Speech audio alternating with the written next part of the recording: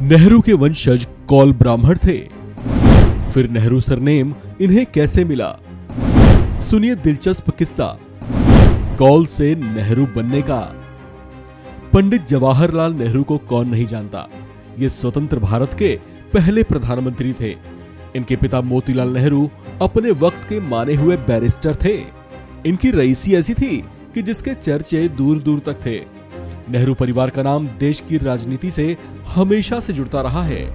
पंडित नेहरू तक तो कम से कम ऐसा था ही। नेहरू परिवार की कहानी भी बेहद दिलचस्प है, क्योंकि जवाहरलाल और उनके पिता के नाम के आगे जिस नेहरू टाइटल का इस्तेमाल होता था वो दरअसल इनके पारिवारिक इतिहास या इनके पुरखों का टाइटल नहीं था। दरअसल ये मूल रूप से कश्मीरी कौल ब्राह्मण थे। इसे लेकर जानकारों का कहना है कि ये परिवार पहले चर्चाओं में आया था सन 1710 में, जब कश्मीर के एक विद्वान जिनका नाम राजनारायण कौल था, उन्होंने तारीखी कश्मीर नाम की एक किताब लिखी थी। संस्कृत और फारसी के ज्ञाता की इस रचना की ऐसी चर्चा थी कि इसकी खबर दिल्ली के मुगल दरबार तक भी पहुंची। 1713 से 1719 तक दिल्ली में शासन करने वाले फर्रुखशियर जब कश्मीर गए तो राजनारायण कौल के बारे में उन्हें पता चला। उनकी विद्वत्ता से वे ऐसे प्रभावित हुए कि उन्हें दिल्ली में आकर बसने के लिए कह दिया।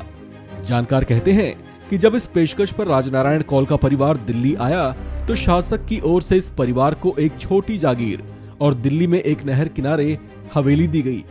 कहा जाता है कि इसी नहर के किनारे बसने के कारण ही कौल परिवार की पहचान नहर से नेहरू की हो गई। इस तर्क को लेकर हालांकि इतिहासकारों की राय बटी हुई है, लेकिन उनमें से अधिकतर इसे सही मानते हैं। इसे सही मानने के पीछे की ठोस वजह खुद पंडित जवाहरलाल नेहरू थे, जिन्होंने अपनी आत्मकथा में नेहरू उपनाम के पीछे यही कहानी बताई है। मोहम्मद यूसुफ टैंग, जिन्होंने जम्मू कश्मीर के पूर्व सीएम रहे फारूक अब्दुल्ला की बायोग्राफी लिखी थी, वे भी इस बात से इत्तेफाक नहीं रखते। उनका यही मानना है कि नेहरू सरनेम की कहानी कश्मीर से ही जुड़ी है, न कि दिल्ली से। वही चर्चित किताब कश्मीरनामा के लेखक अशोक कुमार पांडेय का तर्क है कि मुगल बादशाह फर्रुखशियर के कभी कश्मीर जाने का कहीं जिक्र नहीं मिलता। ऐसे में उनका राजनारायण कौल से मुलाकात और उन्हें दिल्ली आने के लिए निमंत्रण देना, फिर नहर किनारे हवेली देने की बात तर्कहीन लगती है। उनका स्पष्ट कहना है कि नेहरू टाइटल नहर से निकलकर आना सही बात नहीं है। बी.आर. नंदा की किताब द नेहरूज मोतीलाल एंड जवाहरलाल में नेहरू परिवार के इतिहास के बारे में विस्तार से लिखा गया है। बी.आर. नंदा के मुताबिक राजनारायण कौल के दो पोते थे, जिनका नाम साहब राम कौल और मौसाराम कौल था। मौसाराम का जब बेटा हुआ तो उनका नाम रखा गया था लक्ष्मी नारायण कौल नेहरू, जिन्हें मुगल दरबार में ईस्ट इंडिया कंपनी ने अपना वकील बनाया था। लक्ष्मी नारायण कौल नेहरू के बेटे थे गंगाधर नेहरू, जो सन 1857 की क्रांति से पहले तक दिल्ली के कोतवाल हुआ करते थे। कहा जाता है कि इस क्रांति की वजह से जब हिंसा भड़की तो यह परिवार दिल्ली छोड़कर आगरा चला गया।